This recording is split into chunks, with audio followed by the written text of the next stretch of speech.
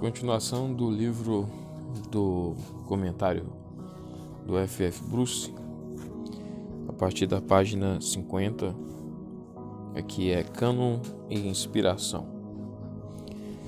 Fundamental para a nossa compreensão do cânon é a doutrina da inspiração, com que queremos dizer que a Escritura Sagrada é a revelação especial de Deus para a humanidade, que é a mensagem de Deus digna de confiança e investida de autoridade, essencial para a correta compreensão de Deus e seus atos e de nós mesmos e do significado de nossa existência, que foi inspirada pelo Espírito de Deus e dada para ser obedecida como a voz do Deus vivo. 2 Timóteo 3,15.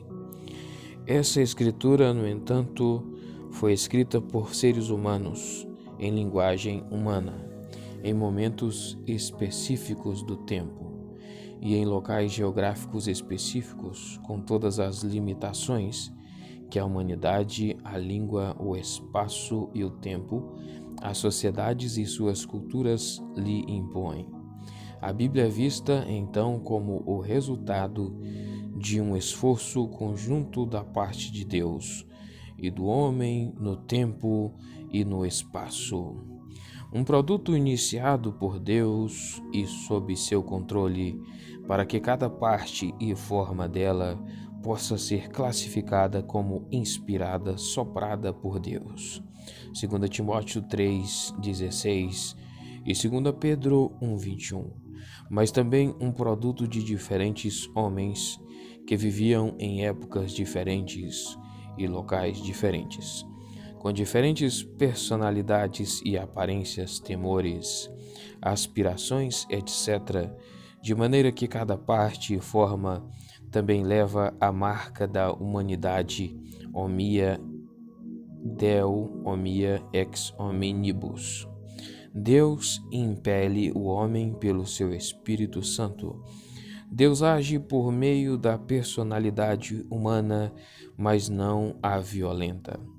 Deus inicia, mas também coopera com homens santos, e assim dá ao mundo um conjunto de obras literárias que se tornaram escritura normativa. A inspiração precedeu a canonização. A inspiração, portanto, é o fator determinante máximo na decisão da extensão do cânon do Antigo Testamento. No entanto, se a doutrina da inspiração inclui tanto o favor divino quanto o humano, o mesmo se aplica à ideia da canonização. O Espírito de Deus, que trabalhou por intermédio de homens na composição da Escritura Sagrada, também agiu no coração e na mente daqueles que a leram e aceitaram. Se o cânon do Antigo Testamento é o resultado da atividade providencial de um Deus que está se revelando num sentido muito real, ele é também o produto da ação decisiva de seres humanos pensantes e que tomam suas decisões. Visto que a ideia do cânon inclui a escolha humana, que fatores contribuíram para essas escolhas? Em que base certos livros foram reconhecidos como canônicos e outros não? Vários critérios são sugeridos. Primeiro, somente livros escritos em hebraico podem ser reconhecidos como revestidos de autoridade. Este critério, no entanto, não explica o fato de que livros como o Eclesiástico, Tobias e 1 Macabeus, escritos em hebraico, foram excluídos do cânon hebraico, enquanto Daniel, que contém partes escritas em aramaico, foi incluído. 2. Somente livros cujo conteúdo estejam em harmonia com a lei podem ser considerados canônicos. É verdade que desde a sua origem o Pentateuco foi considerado normativo, porque foi reconhecido como a revelação de Deus a Moisés. Por isso, é impensável que pudesse ser acrescentado ao cânon qualquer livro que fosse contrário a seu tema básico, a aliança de Deus com o seu povo, e não há dúvida de que esse prumo foi usado para julgar todos os escritos posteriores. Mas certamente esse não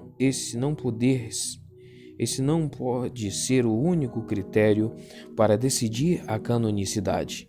Há livros entre os chamados apócrifos que estão em harmonia com o Pentateuco, mas que foram excluídos do cânon hebraico. Número 3. Somente livros que foram escritos antes do tempo de Malaquias, a época em que a voz do Espírito cessou de falar ou de ser ouvida, podem ser considerados canônicos. Esse era o ponto de vista de Joséfo, mas a referência contra Apionem e 8. Mas não explica o fato de que muitos livros escritos antes desta linha divisória no tempo, o livro das Guerras do Senhor, Números 21:14, o livro de Jazar, Josué 10:13, o livro dos registros históricos dos reis de Israel e de Judá, 1 Reis 14:19, etc., não foram preservados para se tornar escritura normativa. Uma data antiga não é um critério adequado para a canonicidade. 4. Somente livros escritos por profetas podem ser considerados canônicos. Profeticidade é o princípio da canonicidade. Este também foi um princípio primeiramente formulado por Joséfo. Somente os livros que podem legitimamente reivindicar origem profética têm direito à canonicidade. Escritos normativos eram escritos inspirados, e para Joséfo, que também tenha simplesmente expressado as ideias de sua época, o período da atividade profética era limitado. Para ele, a sucessão ininterrupta dos profetas estendia-se somente de Moisés a Artaxerxes. O fato supremo que conferiu a seus 22 livros do Antigo Testamento os nossos 39 foi valor normativo. Sem dúvida, este critério teve um papel importante no processo de seleção. Por outro lado, explica a ausência dos apócrifos na lista hebraica dos livros do Antigo Testamento. Eles foram escritos depois de cessar a voz da profecia. Mas não explica o fato de que livros claramente escritos por profetas evidentes, os registros históricos do profeta Natã, do vidente Gade, 1 Crônicas 29:29, 2 Crônicas 12:15, etc., não façam parte do cânon. E 5. Somente os livros que demonstraram o seu valor por meio do uso religioso, que adquiriram importância com base na sua relação próxima com a adoração de Israel, podem ser considerados canônicos. Esse critério é bom, mas inadequado. Não explica o fato de que, embora Eclesiástico e 1 Macabeus tivessem indubitável valor religioso para Judá, esses dois livros não conquistaram o seu lugar na lista dos livros do Antigo Testamento. E 6. Somente os livros de que Jesus deu testemunho podem ser considerados canônicos. Sem dúvida, Nosso Senhor deu crédito a todos os livros do Antigo Testamento, e assim deu crédito ao Antigo inteiro como palavra de Deus. Visto que ele é o Filho eterno de Deus, a sua palavra é final. Ele colocou o imprimatur da sua autoridade infalível nas Escrituras do Antigo Testamento, pelo fato de que as considerou divinas. As dificuldades com esse tipo de argumentação são várias. A atitude de Jesus em relação ao Antigo Testamento não teria influência alguma sobre os judeus na determinação da extensão do cânon deles. As declarações de Jesus acerca da lei ou da lei e os profetas, as suas referências ao profeta Daniel e ao fato de que a Escritura não pode ser anulada. João 10:35. Não nos revelam claramente quais livros ou quantos na verdade estavam no cânon dele. C. A atitude de Jesus em relação às Escrituras do Antigo Testamento, independente dos livros que tivessem sido incluídos nele, não as canonizava nem lhes conferia uma autoridade que já não tivessem. Sua atitude meramente mostra que ele reconhecia a autoridade delas e a obrigatoriedade de prestar-lhes obediência. Letra D. Mesmo que alguém defenda que Jesus colocou o seu imprimatur em somente 39 livros do Antigo Testamento, como está implícito um pouco antes, essa pessoa tem que admitir que esse fato escapou da observação de muitos dos primeiros seguidores de Jesus, ou que eles até rejeitaram isso.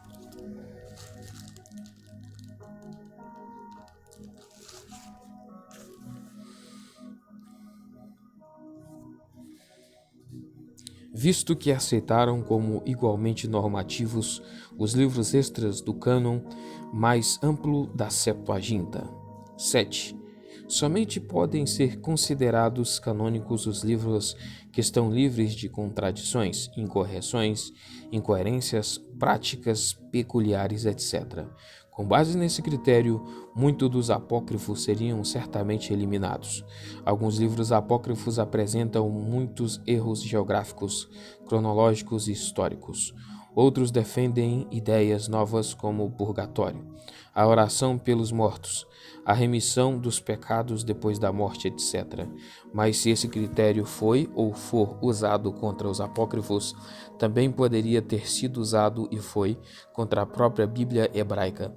Se as questões de canonicidade tivessem sido fundamentadas somente em padrões como este, é impossível ver como os judeus poderiam, em algum momento, ter aceitado os livros do Antigo Testamento como investidos de autoridade divina, visto que a maioria das composições do Antigo Testamento eram profundamente críticas acerca dos antigos hebreus de alguma ou de outra maneira, e um critério como este teria tornado a aceitação do Antigo Testamento como normativo ainda mais difícil para os cristãos. A história da Igreja registra que muitos dos primeiros pais da Igreja viam o que consideravam práticas estranhas, cruéis e peculiares no Antigo Testamento como coisas indignas da sua concepção de Deus, coisas que se viam obrigadas a rejeitar, alegorizar ou explicar por meio da tipologia. Se todos estes critérios são inadequados, em que base estão alguns escritos alguns escritos foram selecionados como sagrados e normativos e outros foram rejeitados? Não podemos pretender aqui dar a resposta. Pode ser uma combinação de vários ou de todos os critérios mencionados, mas o critério supremo é o valor intrínseco que os próprios escritos têm atestado por aquilo que os reformadores chamavam de testemunho interno do Espírito Santo. A sua autoridade inerente, o seu valor espiritual sujeitava o leitor ouvinte ao julgamento de Deus, forçava-o a reconhecer que esses livros eram mais do que humanos em sua origem e o conduziam finalmente a adotá-los como seu padrão de fé e prática. Independente do papel que os concílios e sinódotos tiveram na história do cânon do Antigo Testamento, eles nunca poderiam produzir esta autoridade. Eles só podiam reconhecê-la e se submeter a ela. O cânon não depende da igreja ou de concílios, mas em primeiro lugar do Espírito Santo no coração de escritores e leitores.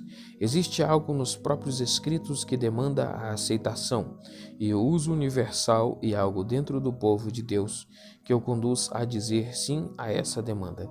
Sendo esse o caso, talvez tenhamos razões suficientes para não considerar os apócrifos canônicos material valioso para a compreensão de panos de fundo históricos e para edificação moral, sim, mas não escritura normativa.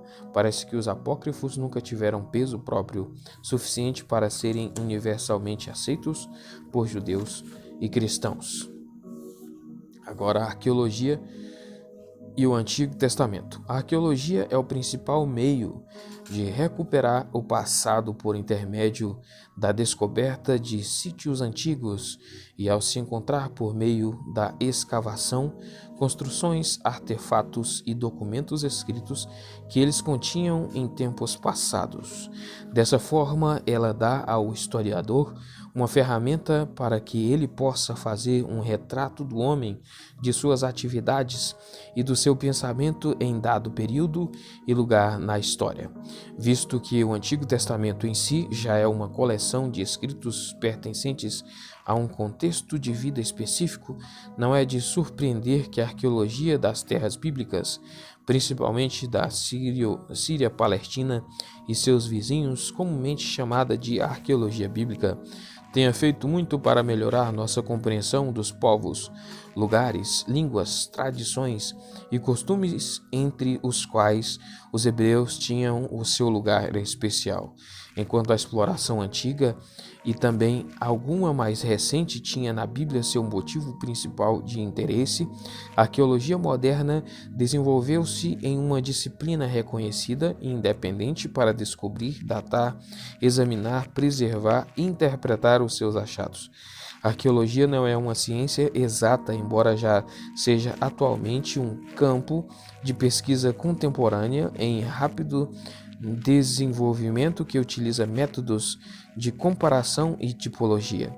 Seus resultados, com exceção das evidências documentais, talvez sejam subjetivos, sujeitos a interpretações variáveis ou limitadas pela falta de material de comparação ou até pelos pontos de vista e métodos empregados pelo escavador. Não obstante, alguns princípios de métodos ou resultados agora impõem respeito e ampla aceitação, independente de qualquer convicção teológica ou falta dela do próprio arqueólogo. A função da arqueologia está limitada à determinação do pano de fundo material de uma civilização. As ideias e os pensamentos de um povo antigo às vezes podem ser reconstruídos com base nestes vestígios materiais, mas são traçados mais comumente e de forma mais confiável com base em seus escritos. A arqueologia bíblica tem ilustrado, explicado e ocasionalmente confirmado o texto bíblico, embora às vezes tenha levantado problemas ainda não resolvidos. No entanto, ela não comprova que a Bíblia é verdadeira. Os autores do Antigo Testamento selecionam seus fatos, fontes e palavras e muitas vezes têm percepções e preocupações espirituais que estão além do escopo do questionamento ou da confirmação da arqueologia. Assim, a arqueologia bíblica se propõe a iluminar e suplementar, como também confirmar ou, mais raramente, corrigir interpretações tradicionais, visto que ela leva o leitor a conhecer o pano de fundo contemporâneo aos autores bíblicos. Tornou-se uma ferramenta indispensável, se não essencial, para a completa compreensão da Bíblia. Primeiro, sítios. As estimativas dão conta de que somente 3% dos 5.000 sítios descobertos e estudados na Palestina, ou dos 10.000 lugares antigos em países limítrofes, têm sido sistematicamente examinados. Com base neles, parece que algumas cidades se desenvolveram no quarto milênio a.C., provavelmente sob influência da Mesopotâmia, embora algumas, como Jericó, datem do quinto milênio a.C., lugares citados na narrativa do começo de Gênesis, Nínive, Calá, Ereg, Eridu, etc., são atestadas já no terceiro milênio. Lugares citados nas histórias dos patriarcas, Betel, Siquém, Hebron, Quiriat Arba, Sodoma e Gomorra, representam cidades-estado cuja existência é confirmada como aspecto dominante do período. Em torno de 1700 a.C., as defesas maciças das cidades em toda a região foram fortificadas, em vista dos novos armamentos, carros e cavalos, e das incursões dos Ixos, povos do mar. Essas fortificações podem ser observadas em toda a Síria e Palestina, Dan, Azor, Laís, Siquém, Tirza, Gaza e até no Egito. É possível que tenham sido motivo de espanto para os hebreus que estavam chegando. Números 3:28. Cada cidade-estado tinha seus próprios governantes e túmulos que testemunhassem da prosperidade do período. Mais tarde, no século XVI a.C., Megido, Jericó e Bet-Zur estavam entre os lugares aparentemente destruídos pelos egípcios que vieram após os íxios. O domínio deles sobre as fortalezas principais da Palestina pode ser visto também na correspondência do século XIV entre governantes locais e os faraós, cartas de El-Amarna. É difícil afirmar com certeza que os níveis de destruição em Tel-el-Ezi, Eglon, Megido, Laquis, Asdod e Azor estejam relacionados à vinda dos hebreus. Não há evidência alguma da ocupação de Ai e K.M. Kenyon. Afirma não ter encontrado sinal algum de muros caídos em Jericó, datados desde essa época. Ao contrário da suposição inicial de J. Garstang, embora haja sinais de abandono em 1325 a.C., a época em geral mais atestada pela evidência arqueológica para a ocorrência desse evento. No período filisteu, Gati, Gaza, Ascalon, Ecrom e Jope são apresentadas como cidades principais e independentes, e encontramos cerâmica a objetos, esquifes, pilares e templos decorados no estilo dos filisteus. Os templos são fundamentalmente diferentes dos posteriores. O de Tel-Kazili elucida o ato de Sansão ao se firmar contra as duas colunas centrais para deslocá-las de suas bases de pedra, fazendo ruir o telhado com um movimento só. Juízes 16:20. A penetração para o interior por parte dos filisteus é marcada pelo escambo comprovado em Gibeá, Jerusalém, Bet-Zur e Telém-Nasbé. O seu monopólio no tempero do ferro os conduziu à superioridade militar e econômica. 1 Samuel 3:18, 22.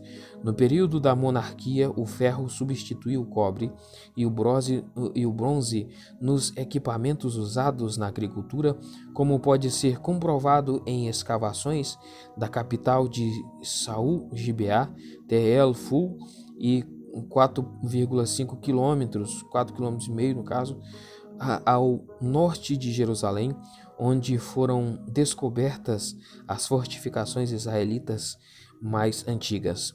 Pouco nos resta, em termos arqueológicos, do tempo de Davi, a não ser a encosta jebusita e o muro novo em Ofel, a cidade de Davi, e os concertos em Bet-Semes e Tel Beit Mirzim podem ser atribuídos à defesa dele contra os filisteus. A Idade do Bronze Tardio mostra um progresso na técnica de construção que coincide com a atividade de Salomão, cujos novos portões da cidade e construções em Azor, Megido e Gezer, 1 Reis 9:15, foram descobertos por Iadim. Os chamados estábulos de Salomão, em Megido, estão sendo redefinidos agora como escritórios administrativos ou depósitos da época de Acabe. As construções de Salomão em Jerusalém, incluindo tanto o complexo do templo como o pórtico de colunas de seu pátio com os seus jardins, imitam o estilo de construções sírias da época já conhecidas de Alalá, Ugarit e outros lugares.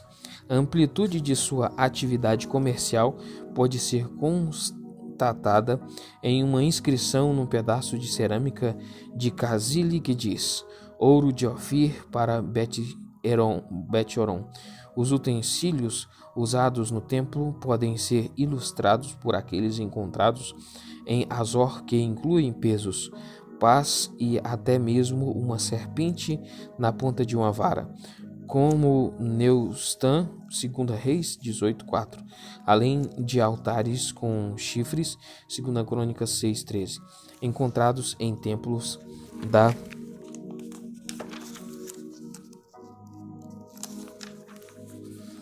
da época em Arad e Berseba. Uma estela egípcia quebrada encontrada em Megiddo e níveis de destruição em Debir e Bet-Semes atestam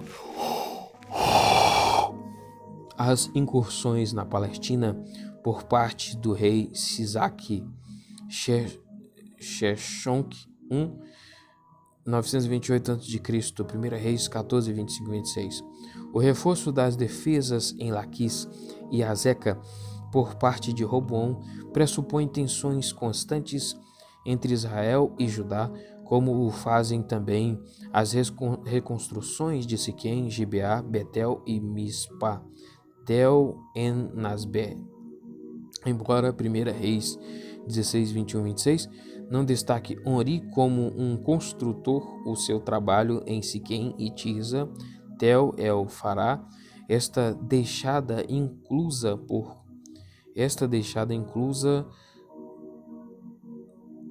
por causa de sua grande obra de construção da nova capital em Samaria. Coincide com o retrato bíblico de sua obra lá, as decorações e marfim de suas casas, 1 Reis 22:39, Amós 6:4, e o enorme tanque em que provavelmente o seu carro foi lavado, 1 Reis 22:38. Foram descobertos os contatos frequentes em Israel e Judá, e os reis que os dominavam na Síria e Babilônia são objetos de referência direta em documentos extrabíblicos da época, em inscrições a seguir. Alguns destes encontram apoio também em evidências arqueológicas independentes. Assim, por exemplo, a defesa de Ezequias de Jerusalém contra os assírios em 701 a.C. foi possível pela sua construção ou adaptação do túnel de Siloé, redescoberto em 1838.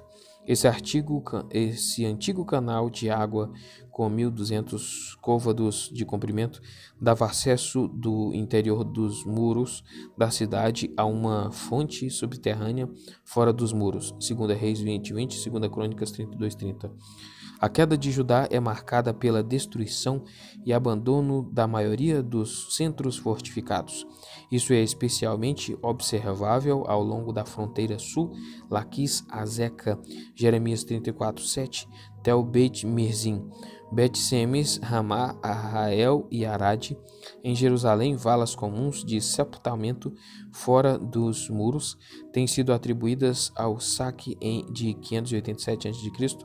Durante o exílio, Mispa, Tel el-Nasbe, continuou como uma cidade pouco ocupada, embora as vinhas ao norte de Jerusalém ainda fossem cultivadas para suprir a Babilônia. O esplendor da cidade de Nabucodonosor pode ser avaliado com base nas amplas escavações da sua capital, com seus palácios, templos e cidade ocupados por ele e Belsazar, filho e corregente de seu sucessor Nabonido. Fora algumas tabuinhas com inscrições, ainda não há evidências acerca dos judeus no exílio na Babilônia. O seu retorno a Judá pode ser observado em recolonizações esparsas em Gezer, Laquis, Betel, Bet-Zur, ao norte de Hebron e em Mispa. No entanto, Judá não recuperou sua prosperidade até o século III a.C. 2. Inscrições. A evidência arqueológica que vem da ocupação dos sítios é importante, mas é mais muda do que as inscrições que podem ser datadas com relativa precisão e são mais facilmente associadas ao texto do Antigo Testamento. Dessa forma, podem-se esperar referências diretas a eventos, lugares e personagens bíblicas e às vezes são de fato encontradas. A influência da escrita cuneiforme babilônica, utilizada já em 3500 a.C., pode ser vista na Síria em 2500 a.C., em Ebla Tel Mardik. Os escribas já a usavam para copiar a mesma classe de textos conhecidos, tanto antes quanto na época da própria Babilônia. Todo tipo de registros, administração e tarefas escolares, com os seus vocabulários e silabários, refletindo o dialeto semítico local, estão entre os 10.000 textos encontrados ali. Esses textos mostram os escribas criando e preservando as já antigas tradições literárias. Também havia entre eles instruções semelhantes às de Provérbios, relatos de criação de natureza politeísta, semelhantes à epopeia babilônica posterior, começando com Quando no Alto, Enuma Elish, e um relato da história babilônica do dilúvio, epopeia de Gilgamesh, parte do qual também foi encontrado em Meguido, datado do século XIV a.C. Essa importante coleção, que inclui hinos e orações, cartas comerciais e governamentais, editos reais, alianças e tratados e outros dados históricos, como também textos matemáticos e médicos, vão se revelar importantes no estudo do pano de fundo tanto em Gênesis 1:11 quanto do período patriarcal posterior. O horizonte geográfico desses textos não se estende a Canaã e a Babilônia. A língua e a literatura babilônicas foram comumente usadas em todo o Antigo Oriente Médio durante o segundo milênio a.C., quando muitos milhares de textos, incluindo 25.000 de Mari Tel Hariri, fornece um retrato detalhado do período em que bem podem ser colocados os patriarcas.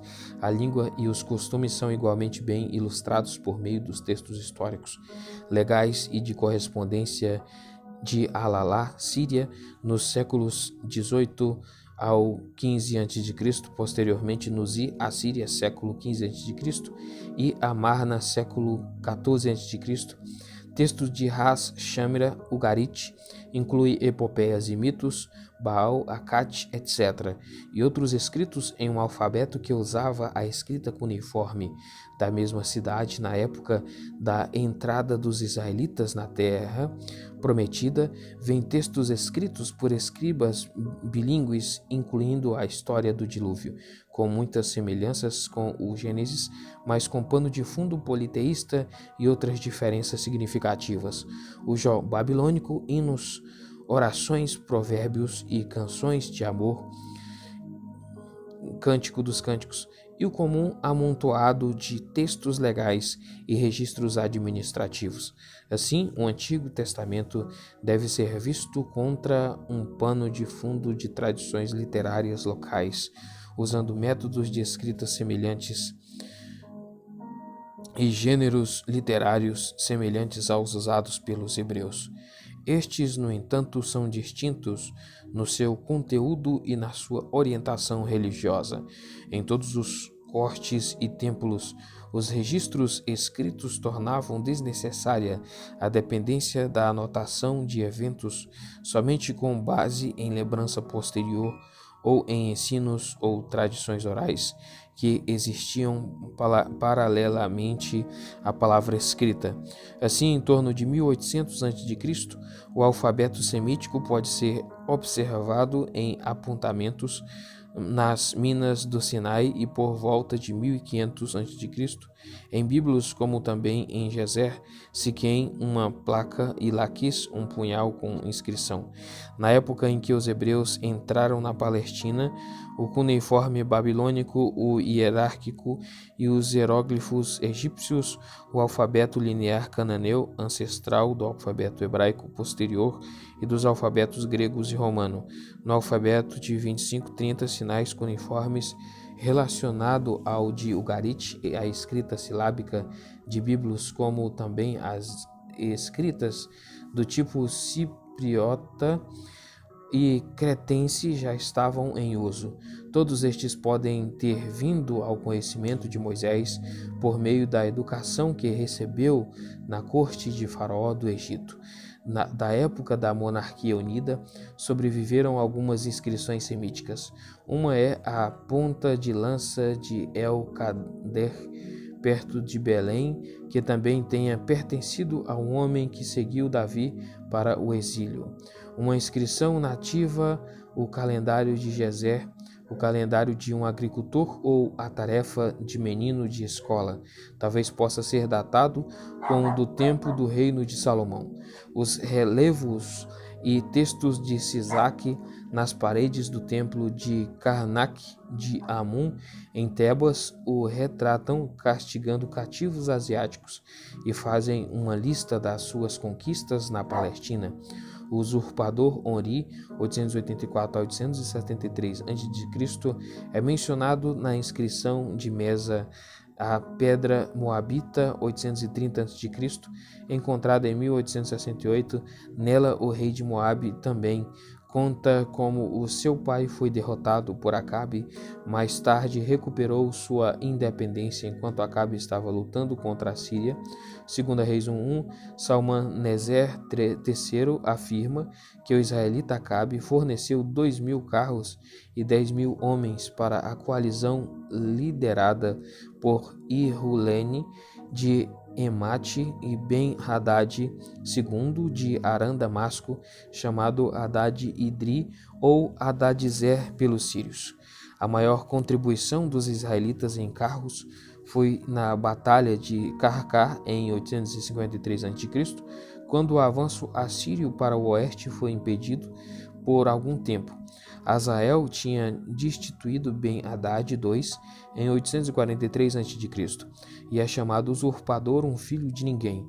E o nosso senhor Hazael, em inscrições em um marfim saqueado de Damasco por soldados assírios e nos textos históricos. O obelisco negro de Salmaneser III, Museu Britânico, mostra a submissão de Jeú, filho de dinastia de Onri, o rei assírio. Esse evento não é mencionado na escritura. Uma estela de pedra de Hadad-Nirari III de Rimá, a oeste de Mosul, cita Iu-Azu Joás de Samaria, pagando tributo a ele. Ao reinado de Jeroboão II, 770 a 775 a.C., podem ser atribuídos os 63 fragmentos de cerâmica de Samaria que registram o recebimento de vinho e azeite por conta de impostos pagos em espécie. Há também o selo de um dos seus oficiais, Sema, servo de Jeroboão, não mencionado na Bíblia. Azarias, Uzias de Judá, parece ter exercido uma grande influência na Síria, a julgar por referências a Asrial de Yaudi em textos assírios da época. A inscrição hebraica que registra o traslado dos seus ossos para um túmulo novo em Jerusalém deve ser datada aproximadamente de 700 anos mais tarde. Menahem, Menuime, de Samaria, de acordo com os anais de Tiglat-Pileser III, uniu-se a Rezim de Damasco no pagamento de tributos aos assírios em torno de 739 a.C. 2 Reis 15:37, Isaías 7:1. Os mesmos anais mencionam Pacara como um aliado de Rezim e contam como os assírios colocaram Oséias no trono de Israel. A casa de Onri, os anais da Síria relativos ao ano 731 mencionam Jeoacás e Al-Azi de Judá pagando tributos à Síria, junto com Moabe, Edom, Ascalon e Gaza. 2 Reis 16:14. Outras evidências externas do tempo deles são um selo de Ushnu, servo oficial de Acaz, e um texto de Nimrud, capital da Síria, mencionando tributos. Salmaneser V afirma ter iniciado cerca de 3 anos a Samaria, um ataque que parece ter sido concluído por Sagão II em 722 a.C. Por isso, o plural reis em 2 Reis 18:10. A crônica babilônica também registra que Salmaneser quebrou a oposição da cidade de Shamaraim, Samaria. Sargão afirma ter levado 27.270 ou 27.290 homens de Samaria como prisioneiros, junto com os deuses em que eles acreditavam, assim comprovando o politeísmo que os profetas tão veementemente condenavam. O mesmo texto descreve o saque da Babilônia em termos que lembram Isaías 13. Os exilados de Samaria foram levados a Gozan, Tel Halaf, onde os documentos logo mostram habitantes com nomes aparentemente judaicos. Outros também foram levados a Calá, Nimrud, onde um ostraco lista nomes semíticos ocidentais como Menahem, Eliseu, Ananel e Ageu. A inscrição do túnel de Siloé registra o encontro dos mineradores escavando os últimos 3 côvados da cidade e debaixo quando estavam fazendo o poço do canal de água de 1.200 côvados usado por Ezequias para defender Jerusalém em 701 a.C. Senaqueribe registra este cerco a Jerusalém quando ele prendeu o judeu Ezequias Azaquial na sua cidade real como a um pássaro na sua gaiola, mas não afirma ter feito captura alguma. No relativo mais vívido que o Antigo Testamento fornece, estão claras as razões por que ele não conseguiu fazer isso. É mencionado também o pagamento de 800 talentos de prata e 30 talentos de ouro que Ezequias fez. Entretanto, a queda de Laquis diante do rei assírio é tema de relevos e inscrições nas paredes do palácio de Senaqueribe em Nínive que mostram os deportados sendo levados para o cativeiro. Descobertas em Laquis mostram a ferocidade do cerco. A padieira de um túmulo preparado para Shebni Ayahu, que estava acima de uma casa, um administrador real, vem de uma necrópole do Vale Silvan ocupada pelos de alta patente. O texto é a terceira inscrição de monumento mais longa em hebraico arcaico que sobreviveu. Ele apoia a ideia de que esse é o túmulo do Sebna que foi repreendido por Isaías 22:15. Esar-Adon